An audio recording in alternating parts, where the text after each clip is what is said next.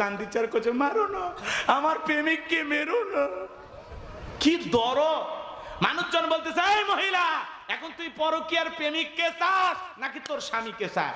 আমি দুইজনকেই চাই। প্রেমিকের হাত ধরে বউ ঘুরতে গেছে, স্বামী যা ডাইরেক্ট ধরছে। এরকম ঘটনা দেখোনি? পার্কে কয়েকদিন আগে বউকে লাত্তি মারলো এক যুবক কিশোর, এমনি লাত্তি মারছে, আর এক পুরুষ নিয়ে গেছে। স্বামী মাথা গরম করে এই শালি মর লাত্তি। আজকে এক মহিলা স্বামী বাদ দিয়ে পর পুরুষ নিয়ে ঘুরতে গেছে, স্বামী টিয়ার ভাইয়া ওই ছেলের ধরে আচ্ছা তারা পিটাইতেছে, বউ কান্দিচার করছে, মারো না আমার প্রেমিককে, মেরো না। কি দরদ! মানুষজন বলতেছে, এই মহিলা, এখন তুই পরকীয়ার প্রেমিককে চাস নাকি তোর স্বামীকে চাস? আমি দুইজনকেই চাই। এর পাওয়ার কি! এ কথা কন না গে আপনারা। এটা এলে মহিলা না বেহায়া? হ্যাঁ, চরম বেহায়া। প্রেমিকও চায়, স্বামীকেও চায়। পরে স্বামী তালাক দিয়া ওই পরকীয়ার প্রেমিকের সাথে বিয়ে দিয়েছে, যা সংসার কর। রাগ করতেছেন নাকি? ওই জন্য বাজান, কিছু কিছু মহিলা কথা বলার আগে কান্দা দেয়। মহিলার চোখের পানি দেখে ভোলা যাবে না রে যুবক। কিছু কিছু মহিলা কথা বলার আগে কান্দে দেয়, চোখে পানি লাগে থাকে, মনে হয় চোখে মোটর বসায় রাখছে। যার বউ কথায় কথায় কান্দে, বুঝে নেবেন ওর মধ্যে ভেজাল আছে।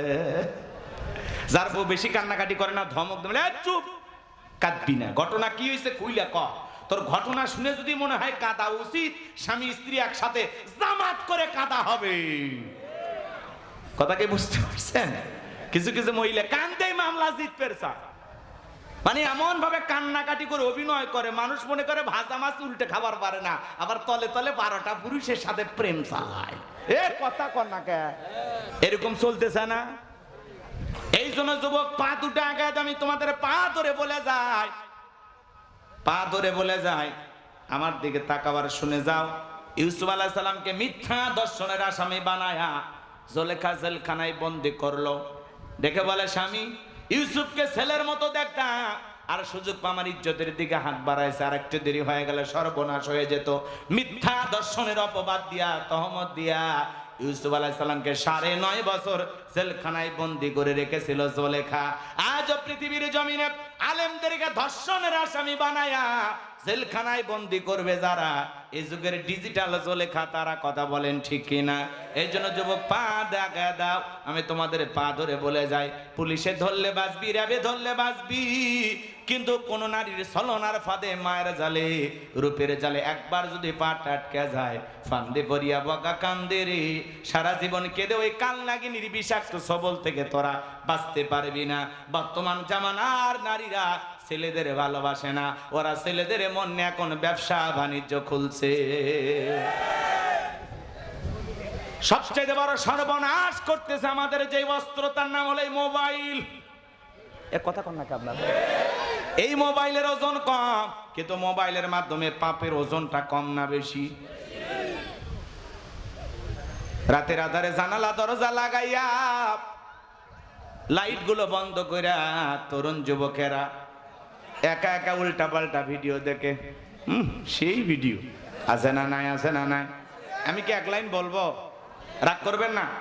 দেশে মোবাইল আইছে, চিঠি বন্ধ হইয়াছে, দিওয়ানা বানাইছে, পোলা মাইয়ার মনের কথা ভাসে বাতাসে।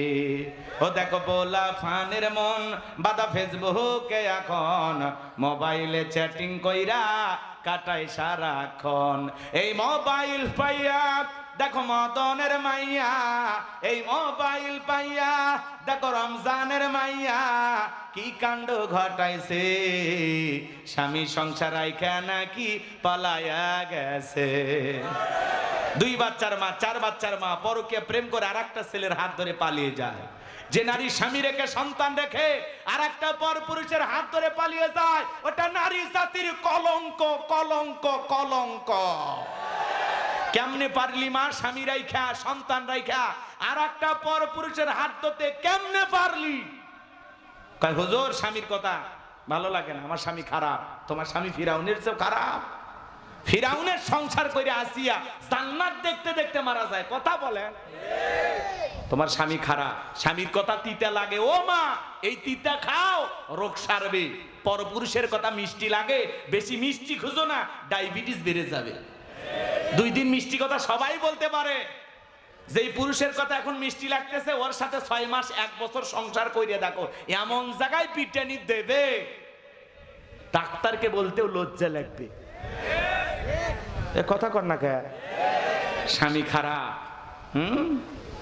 স্বামী স্ত্রীর একটা ভালোবাসার একটা আলাদা বন্ধন। আল্লাহ স্বামী স্ত্রীর মধ্যে এমন ভালোবাসা মহব্বত দিয়েছে, স্বামী স্ত্রীর সম্পর্ক একটা নির্লজ্জ বেহায়ার মতো, এত রাগ, এত অভিমান, এত ঝগড়া, তারপরে একে অপরকে ছাড়া থাকতে পারে না। এই কথা বলেন, স্বামী স্ত্রীর মহব্বত ভালোবাসা এমন একটা সম্পর্ক। সকালবেলায় ঝগড়া করে রাতে আবার কি এক খাটে ঘুমান না উপরে নিচে? এক খাটে না, সাইডে খালি ঘুমায় দেখবেন, আপনার বুকের উপর পাড়া দিয়ে যাবে আর আসবে, নিচে ঘুমায় আপনি শান্তি পাবেন না। কথা কি বুঝতে পারতেছেন? নারী জাতির দিল নরম, কথা কয় না কেন? একটু ভালোবাসা পাইলেই গইলে যায়, একটু 2টা মিষ্টি কথা। অমুকের মা মার্কেটে একটা নতুন শাড়ি দেখলাম, ভাল লাগছে, কবে দিবা? কাছে এসে কি করবে? এই যে কিছুক্ষণ আগে ঝগড়া করছে ওইটা আর মনে থাকবে না। একবার যদি বলেন একটা শাড়ি দেখছি পছন্দ হয়েছে, তখন বলবে কবে আনবা? কথা কয় না, কথা কয় না? এই হলো স্বামী স্ত্রী। একবার যদি বলেন একটা সেন্ট দেখে আসছি মার্কেটে, এত সুন্দর লাগছে, ময়নার মা তুমি যদি পরো কত যে ভাল লাগবে, বলবে কবে নিয়ে যাইবা? একটু নিয়ে দাও না গো। কথা কর না কেন? এই যে রাতের বেলা এই কথাগুলো বলে স্বামী স্ত্রী মহব্বত ভালোবাসা হইলো, পরের দিন সকালবেলা যদি বলেন অমুকের মা গত রাত্রে যে 2টা কথা শুনাইছি 2টার একটাও সত্য না, আমি তোমার কিছুই দিতে পারবো না, তখন বলবে আসলেই তুমি দুষ্ট। কথা কয় না কে? এই হলো অবস্থা বাজান। তাহলে এ যুবক, অবৈধ প্রেম ভালোবাসা আছে না নাই? পরকীয়া আছে না নাই? সমাজে কমছে না বাড়ছে? মাঝে মাঝে দেখা যায় মহিলার বাড়ি বরিশাল চলে আসছে যশোর, কেন? কয় প্রেমের দাবিতে, বিবাহের দাবিতে। আছে না নাই? কত বড় বেহায়া নারী বিবাহের দাবিতে পুরুষের বাড়িতে আসে, একটু লজ্জা করে না? তার মানে এরা মার্কেটে অসল, এদের কেউ পছন্দ করে না। কথা বলে ঠিক কিনা? একটা নারী হইয়া তুমি এত দূর থেকে এই গ্রামে আসছো বিবাহের দাবিতে, একটু শরম করলো না? আল্লাহ ওই সমস্ত নারীদেরকে হেদায়েত দান করেন, জোরে বলেন আমিন। এই যুবক, শুধু পরকীয়ার জন্য নারী দায়ী না, পুরুষও দায়ী। এক হাতি তালি বাজে না। তোমরা মনে করছো তোমরা পবিত্র, জমজমের পানিতে গোসল করছো, হ্যাঁ, তোমাদের দোষ না। যুবক, আল্লাহ তোমাদের হেদায়েত দান করুক। কথা কয় না কেন? যুবকদেরকে আল্লাহ হেদায়েত দান করে। এরা ভালো থাকলে পুরো সমাজ ভালো থাকবে। কথা বলে ঠিক না?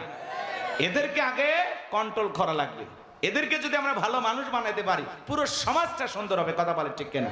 আল্লাহ যুব সমাজকে সকল গুনাহ থেকে বেঁচে থাকার তৌফিক দান করুন। চিল্লায় কোন আমি।